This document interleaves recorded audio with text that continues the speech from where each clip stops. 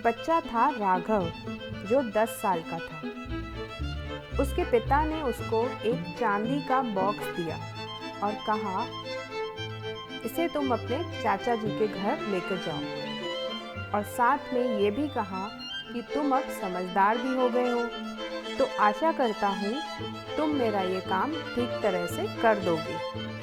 चाचा जी का घर उसके घर से 5 किलोमीटर की दूरी पर था। राघव से पिता ने ये भी कहा कि शाम तक वापस भी लौट आना। राघव अपने चाचा जी के घर पहुंचा और उन्हें वो चांदी का बॉक्स दे दिया।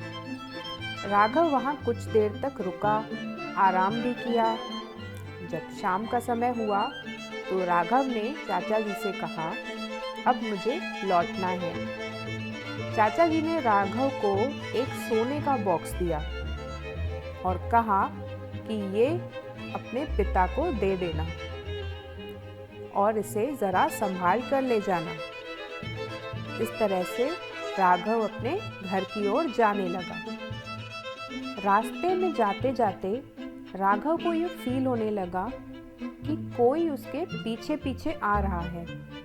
अचानक से राघव ने जब पीछे मुड़ के देखा तो सच में पेड़ के पीछे उसे एक आदमी छिपा हुआ दिखा। राघव समझ गया था कि उसके इरादे ठीक नहीं हैं। वो समझ गया था कि वो आदमी उससे सोने का बॉक्स छीनना चाहता है। इसीलिए राघव ने दौड़ना शुरू कर दिया और उस आदमी ने भी उसके पीछे भागना शुरू कर दिया। राघव इतना तेज दौड़ने लगा कि वो आदमी पीछे छूट गया। राघव दौड़ते दौड़ते बहुत थक चुका था, इसलिए वो एक नदी के किनारे बैठकर पानी पीने लगा और तभी उसे एक आइडिया आया। जैसे ही वो आदमी राघव के पास पहुंचा, राघव जोर जोर से रोने लगा। तब उस आदमी ने उससे पूछा कि तुम इस तरह से रो क्यों रहे हो?